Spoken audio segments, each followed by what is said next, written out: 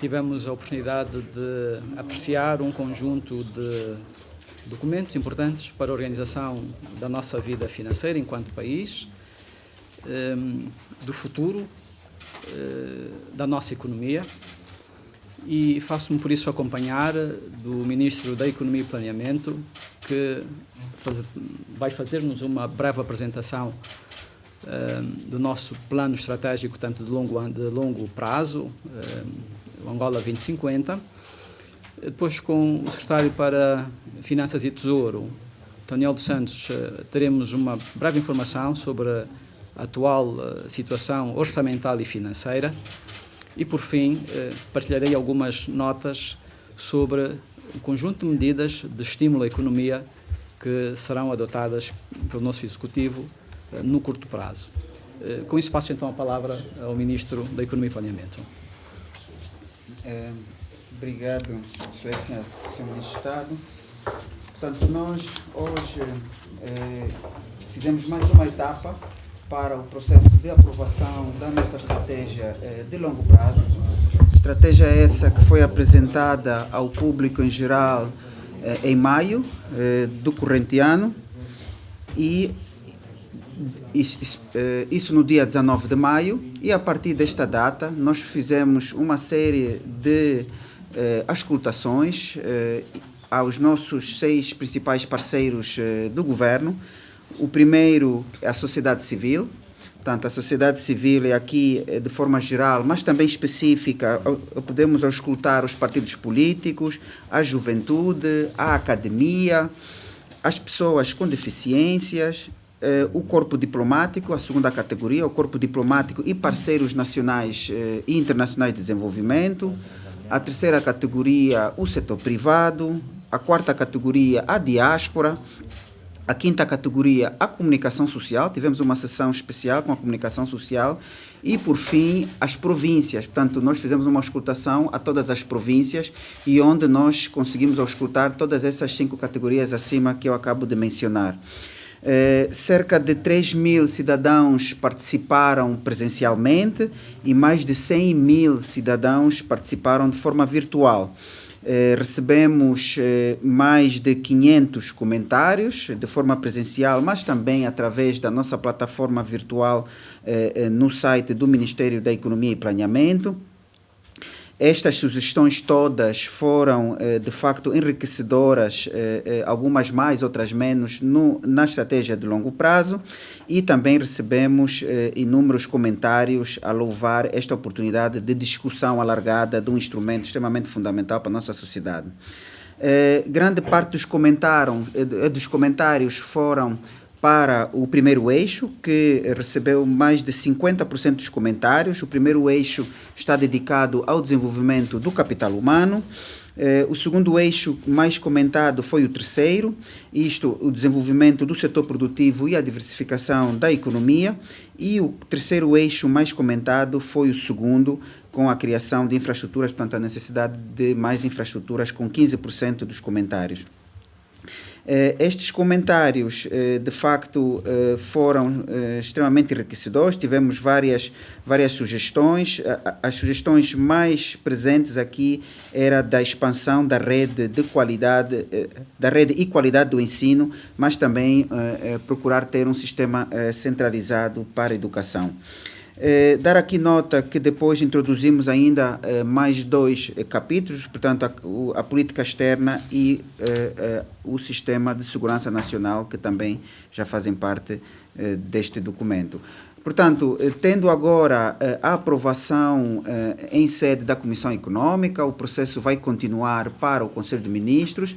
E a última abordagem em sede deste documento, nós temos já as medidas prioritárias de curto prazo, portanto, até 2027, e são essas medidas que, de facto, estão a nortear todo o trabalho que já está em curso relacionado com o Plano de Desenvolvimento Nacional.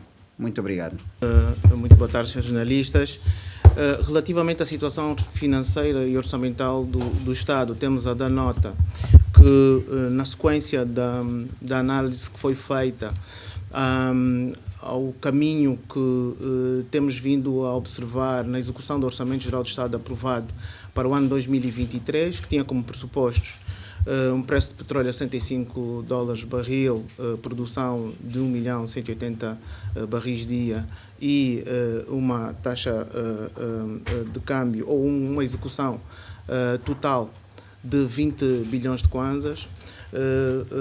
Chegados no final do primeiro semestre, conseguimos perceber que, para além de termos gerado um saldo orçamental deficitário, as projeções para o final do ano nos indicam um déficit orçamental na ordem dos 7,4 bilhões de kwanzas. Continuando tudo como está do ponto de vista da execução do orçamento, teremos certamente que lidar com o fecho do ano, com a situação, como aqui referi, aproximadamente um diferencial de 10 mil milhões de dólares.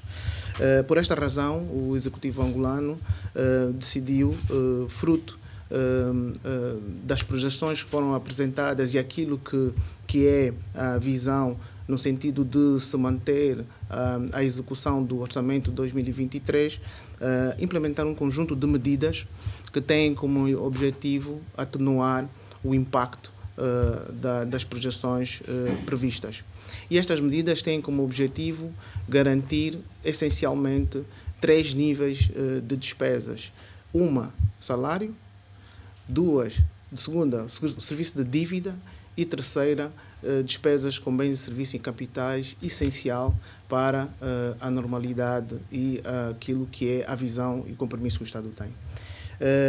Por esta razão, queremos dar nota que todos os projetos que têm uma execução acima de 50% e que têm financiamento garantido serão continuados, bem como aqueles que têm uma execução acima de 80% e que dependam de recursos ordinários do Tesouro para a sua execução. Também um conjunto de medidas serão implementadas no sentido de atenuar, não só neste exercício económico, mas nos exercícios económicos seguintes, aquilo que é o peso da execução orçamental sobre a tesouraria, e elas prevêem, para além da revisão global da carteira PIP que temos, uma revisão e avaliação, consolidação da despesa setorial. Entre elas, destacamos aquelas que têm que ver com as ações diretas dos vários órgãos do Executivo, com vista à redução de despesas ligadas a deslocações no exterior, redução também daquilo que são a composição das delegações que fazem parte dessas mesmas saídas, e a revisão também de outros processos que poderão diminuir ainda o peso sobre o orçamento das despesas sectoriais.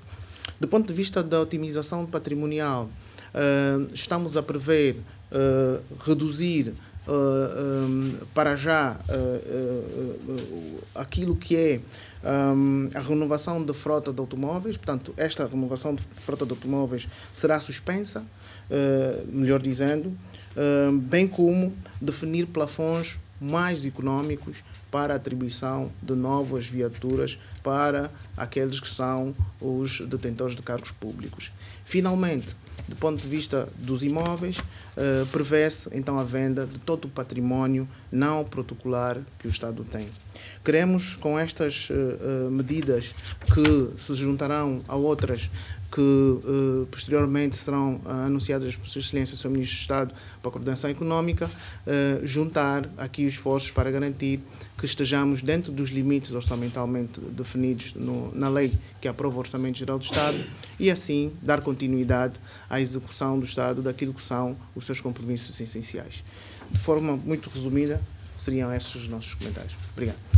Este quadro que fizemos referência orçamental e financeiro vai também obrigar que, do lado do Executivo, tenhamos, por um lado, a condição de, com menos recursos disponíveis, continuarmos a cumprir com as nossas responsabilidades e foi aqui dito já, as responsabilidades obrigatórias com remunerações, incluindo com subsídios a veteranos da pátria, antigos combatentes, bolsas de estudo, etc. Portanto, estão asseguradas essas responsabilidades, bem como ligadas ao setor social, e aqui concretamente a saúde, o ensino, tanto que continuarão a merecer atenção particular. Mas teremos que fazer este exercício de, com menos recursos, sermos capazes de superar os grandes desafios que ainda se colocam. Isto traz-nos também para a necessidade de adotarmos medidas que permitam ao setor privado da nossa economia exercer um papel mais relevante em todo o processo de crescimento económico, de criação de postos de trabalho, de oferta de mais bens e serviços, e com isso irmos atenuando e melhorando a condição de vida de todos os cidadãos. Assim, hoje, em Comissão Económica, vimos um conjunto de medidas que pretendemos implementar ao longo do ano de 2023. Diríamos que as últimas medidas entrarão em força em janeiro de 2024, porque algumas delas implicarão alterações legislativas e que levam também o seu timing, o seu tempo, mas pretendemos assegurar, tanto que até o início do ano 2024, as medidas as mais impactantes possam ser adotadas. Nós ou resumimos estas medidas em 4 blocos. Portanto, um primeiro que abrange o aumento da produção nacional, um segundo que é o apoio financeiro a essa mesma produção, algumas medidas de alívio e até simplificação também tributária e, de modo mais geral, a melhoria do ambiente de negócios. Relativamente ao aumento da produção nacional, nós teremos depois condição de detalhar algumas destas medidas, mas em relação à produção nacional, uma das decisões tomadas tem a ver com o funcionamento da Reserva Estratégica Alimentar. A Reserva Estratégica Alimentar deverá transformar-se num instrumento de potenciação da produção nacional.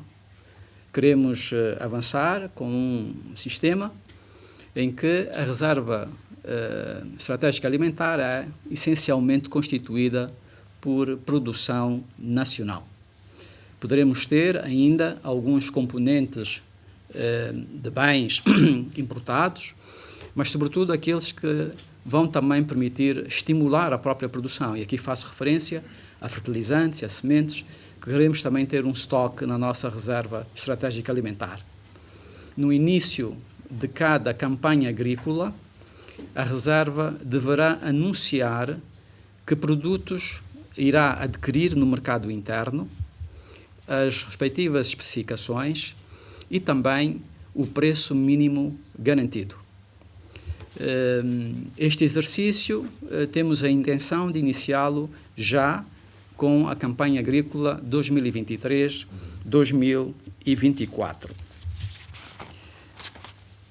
Ainda em relação à proteção da produção nacional ou dos vários instrumentos que vão permitir essa potenciação, queremos também avançar com um regime de cotas para aqueles produtos em que temos capacidade instalada, mas que não atingimos ainda o seu potencial.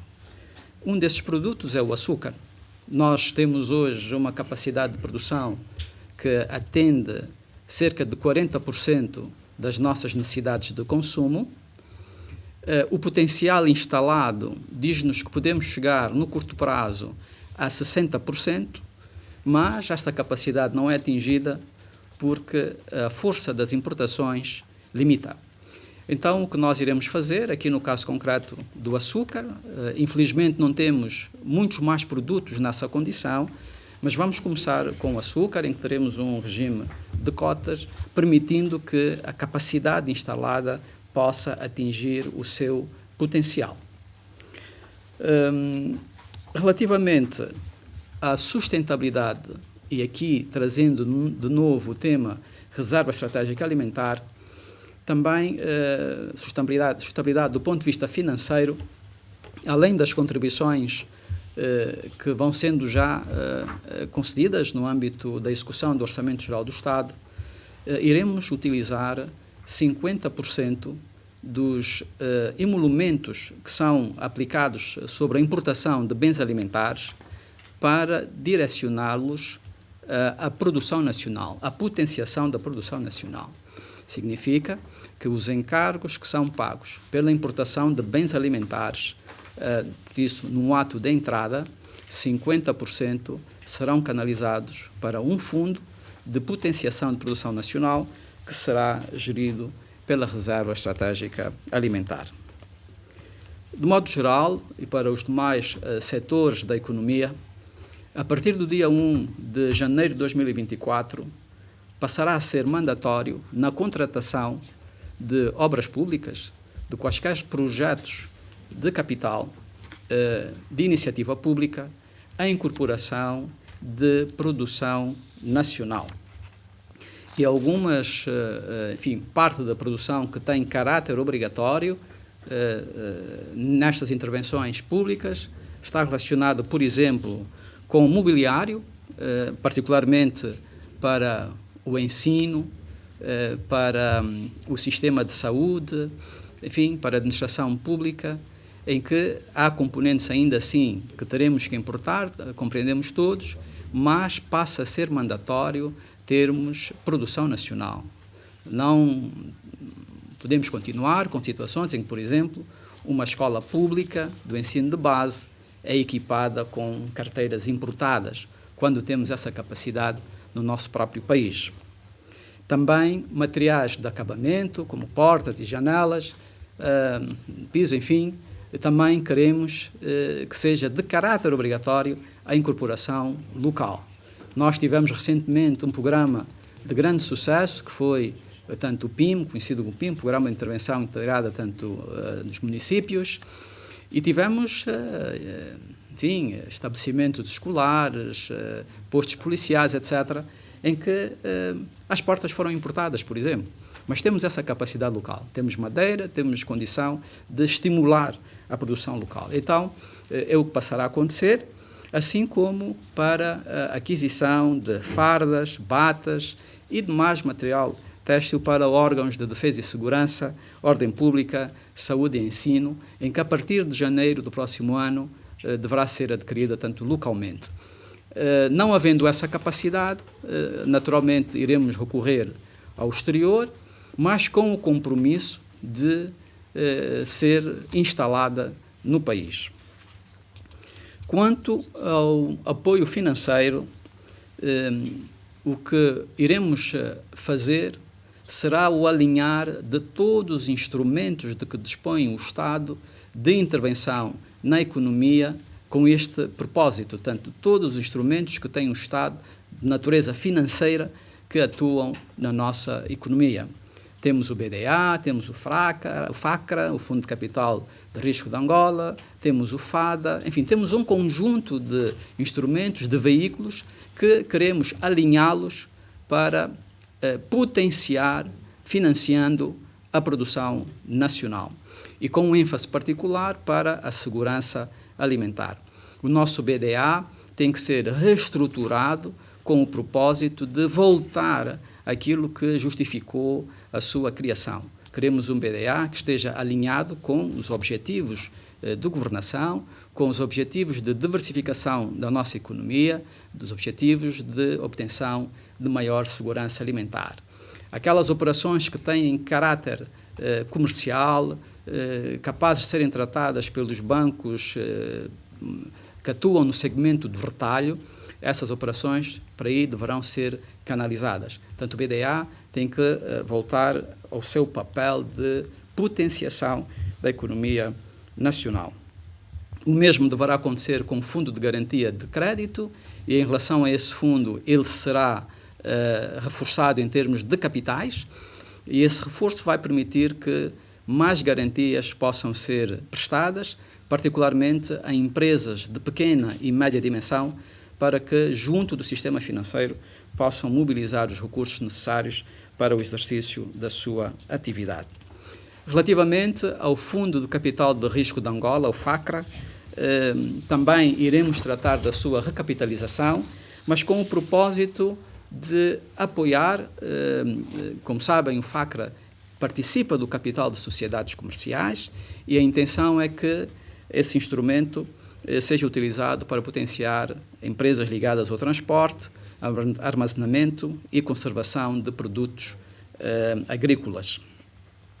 Vamos também avançar com uma linha de financiamento para projetos de pequena dimensão no setor industrial, projetos de beneficiação. Temos hoje já alguma produção, arroz, café, etc., que há condição de se dar um tratamento lá nas zonas onde essa mesma produção ocorre. Então, a intenção também, ainda no ano 2023, permitirmos, facilitarmos o surgimento destas pequenas indústrias. Iniciamos o diálogo já com a ENSA, que deverá liderar um processo de cosseguro para o agronegócio. Como referi, a intenção é utilizarmos os instrumentos financeiros de que dispõe o Estado para apoiarmos a economia. Então, para o agronegócio, a semelhança do regime que temos hoje para o cosseguro para o setor petrolífero, o setor petroquímica, tanto é o que queremos também replicar para o agronegócio. Vamos potenciar com suporte financeiro as caixas comunitárias, estas caixas que funcionam junto de cooperativas, tanto esse reforço que será feito por intermédio do FADA. Por fim, neste conjunto de medidas ligadas ao apoio financeiro, vamos também operacionalizar a Central de Risco de Garantias Mobiliárias, um instrumento que foi colocado à disposição do sistema financeiro por iniciativa do próprio Executivo, mas que não tem, enfim, não se encontra nesta altura operacional. Quanto à simplificação e alívio tributário, gostaríamos de dar nota que, em relação ao IVA, e aqui entramos também para algumas medidas que no curto prazo poderão aliviar o custo de vida, a decisão foi de reduzirmos o IVA para os alimentos de 14% para 7%. Ainda em relação ao IVA, tanto aplicado sobre a importação de equipamentos industriais, vamos também permitir que esse pagamento do imposto possa ocorrer em até 12 prestações mensais, ou seja, quem traz um equipamento que vai apoiar produção nacional não terá que pagar o IVA num único ato, portanto terá 12 meses para fazer esse pagamento.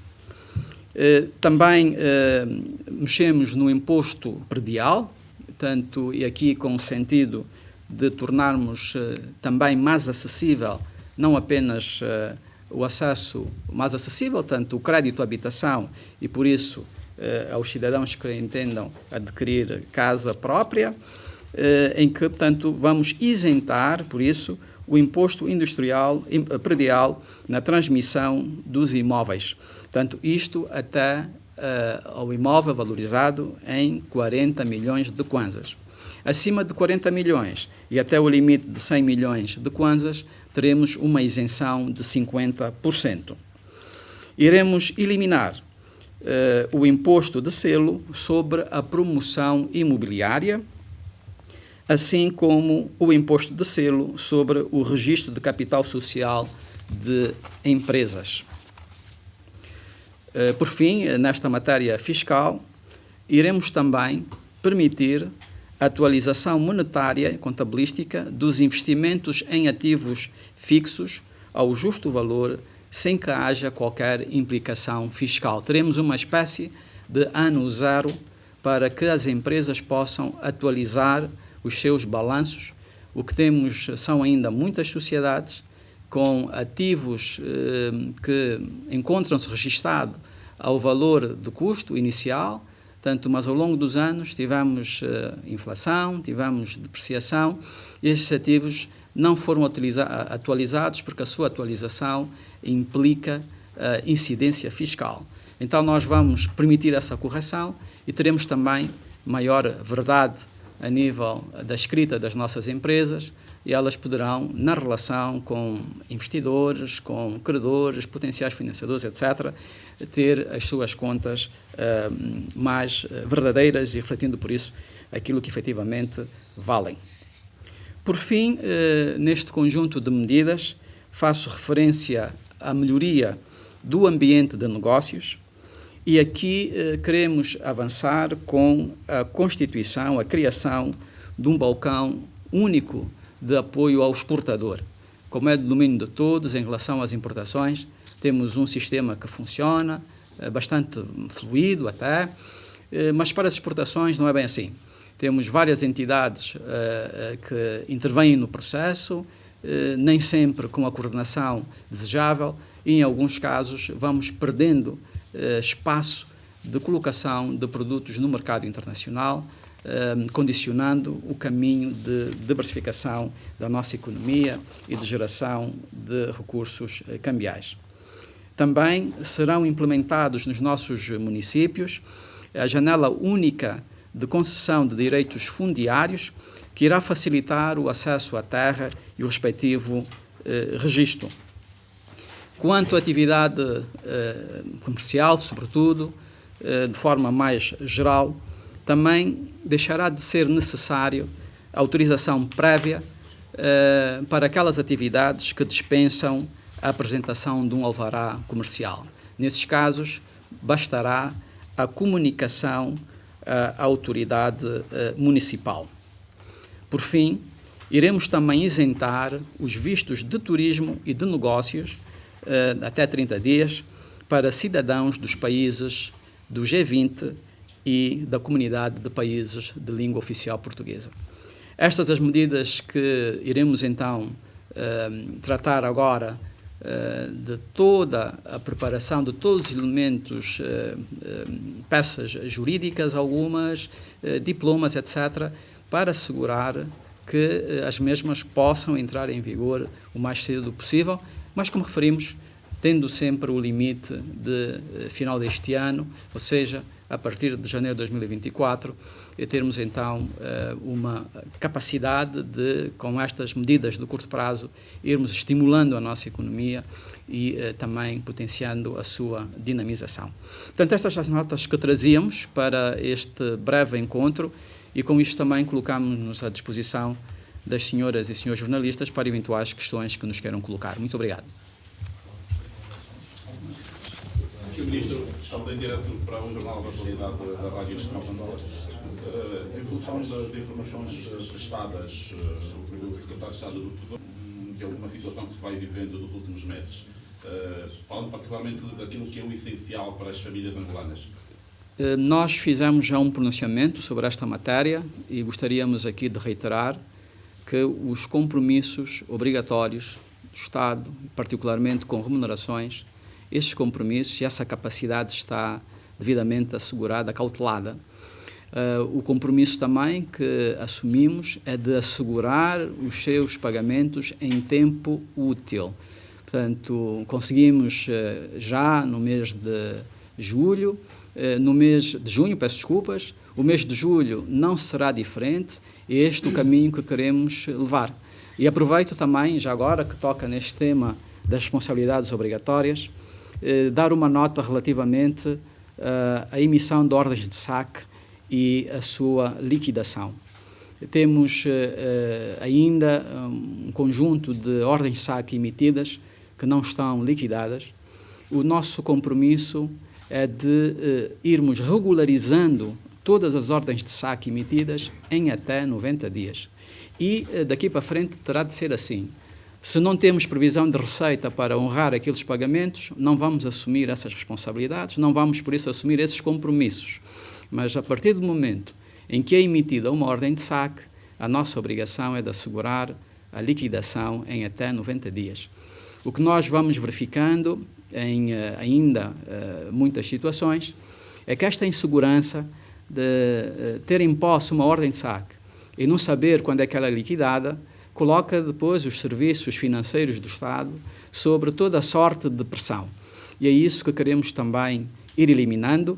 Portanto, o instrumento tem que ganhar confiança e essa confiança há de ser conquistada com a garantia de liquidação em até 90 dias.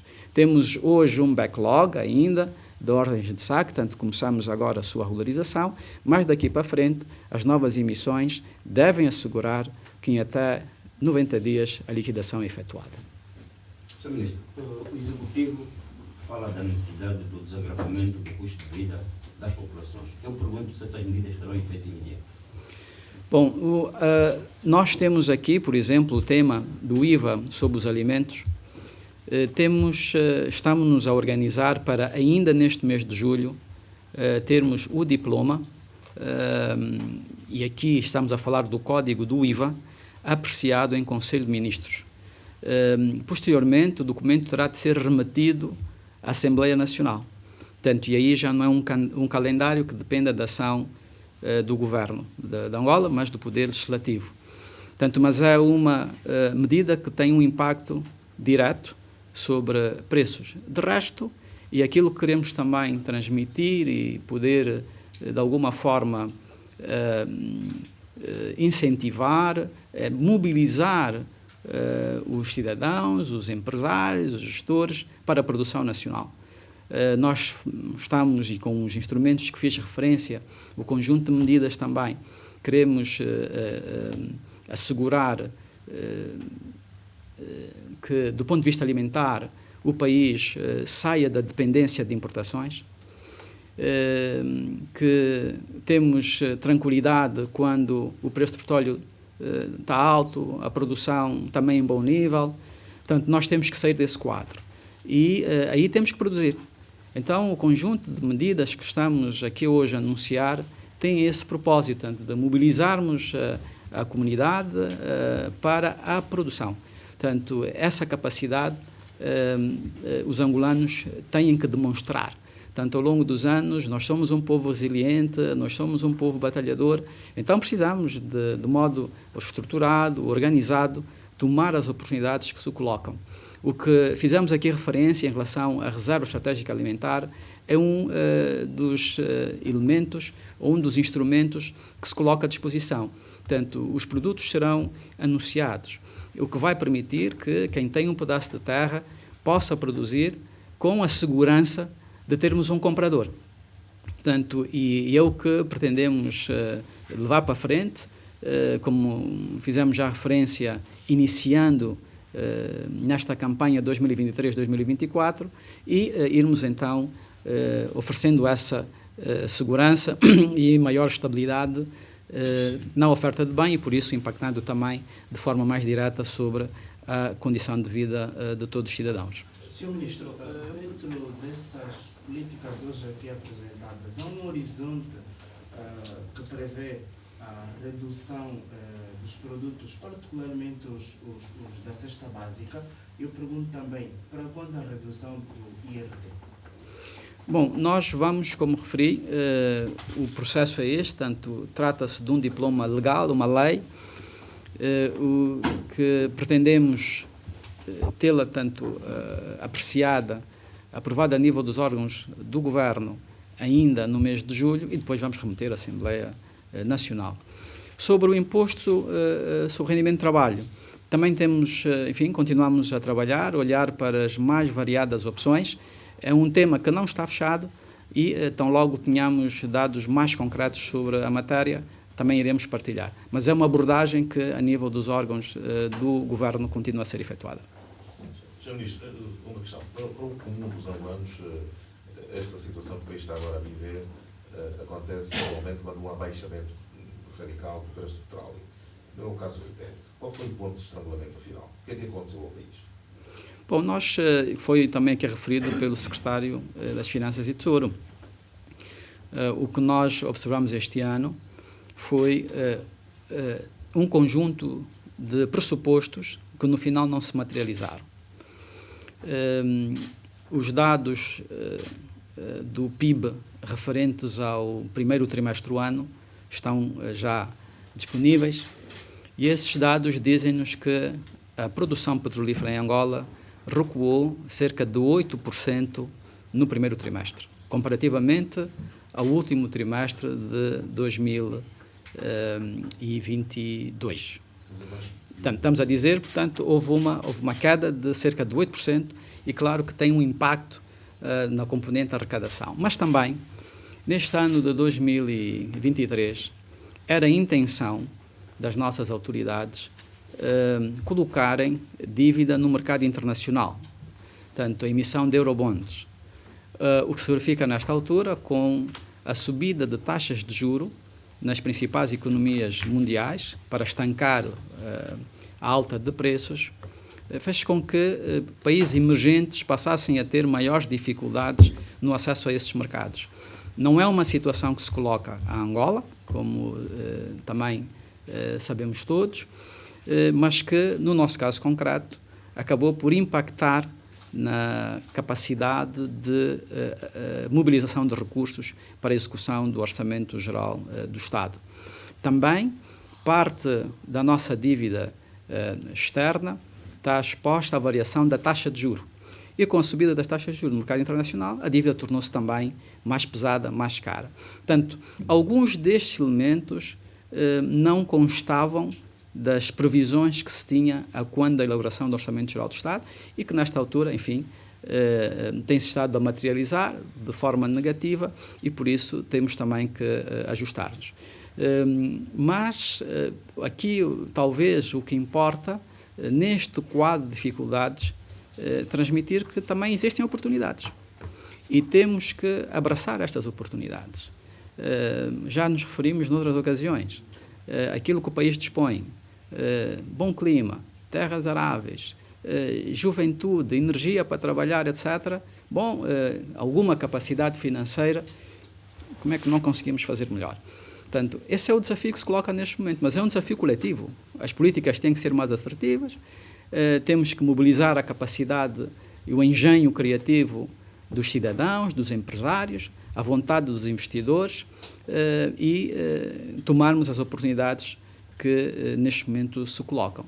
Portanto, este é um cenário que não é de desânimo, mas tem que ser de recuperarmos as nossas energias e ver se, em definitivo, conseguimos construir uma economia mais robusta, capaz de contribuir também para a melhoria da condição de vida de todos os cidadãos. Sr. Ministro, por favor, eu queria perguntar, foram aqui anunciadas várias medidas, muitas delas de curto e longo prazos, em relação ao processo de redução do IVA. Já ficou claro que carece de alguma aprovação por parte da Assembleia Nacional, mas eu perguntava se é a única medida que existe para que haja uma solução imediata em relação à alta de preços. E eu gostaria de fazer uma outra pergunta, na realidade não seria uma pergunta, mas uma observação. Reparei que não houve nenhuma referência à desvalorização do Kwanza, que é, na realidade, e se calhar uma das causas dessa alta de preços que se registra.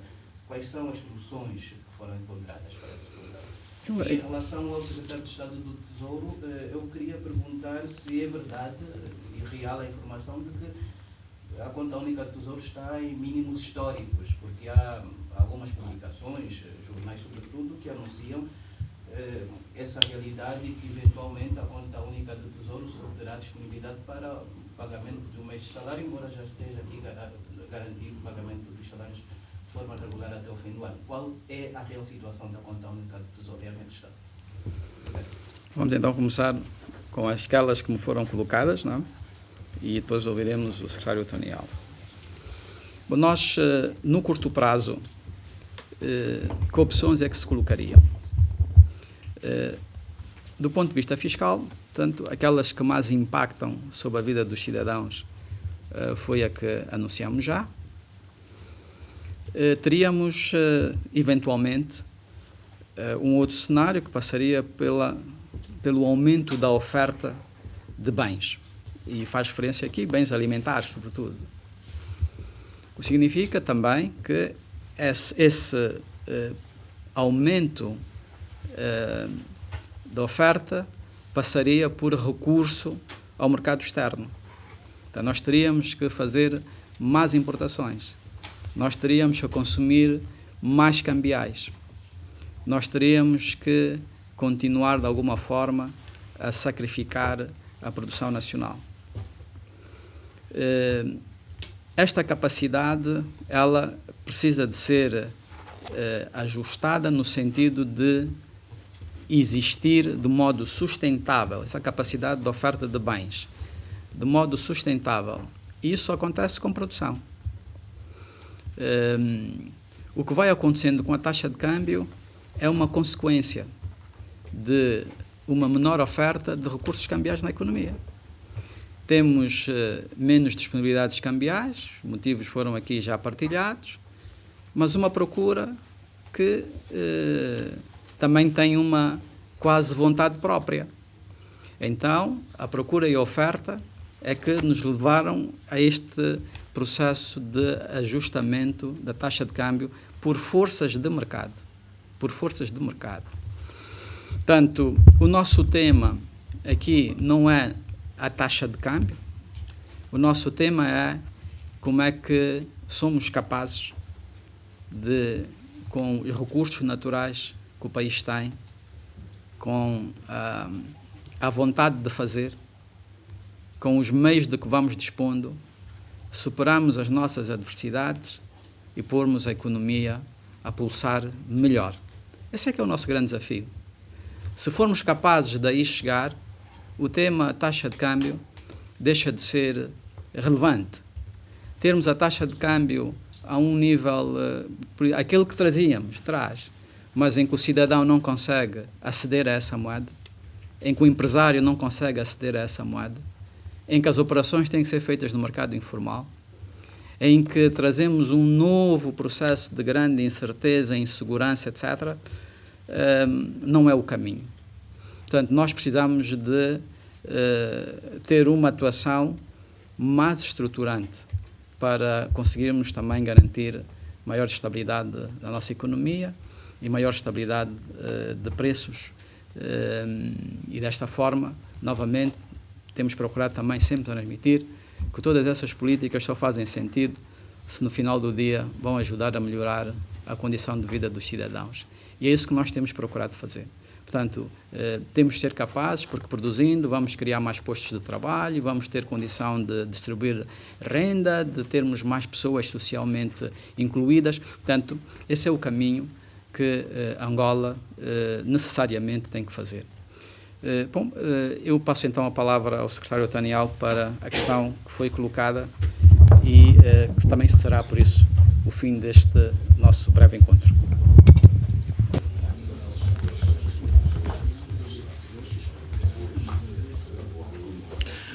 Bem, muito obrigado pela questão como foi colocada. O que nós gostaríamos de garantir aqui é que a conta única do Tesouro tem valores suficientes para fazer face àquilo que são as três principais responsabilidades que o governo angolano tem.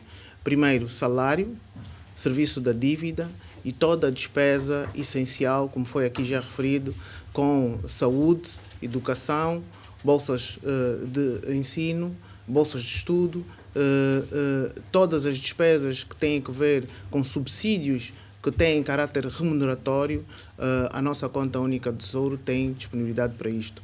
O que vamos fazer também é, e como também já referido aqui por Sua Excelência, Sr. Ministro de Estado para a Coordenação Económica, é tornar e criar mecanismos afinados para que todas as ordens de saque que ainda estão em sistema para pagamento possam ser então homologadas dentro do período que está definido, que é de 90 dias.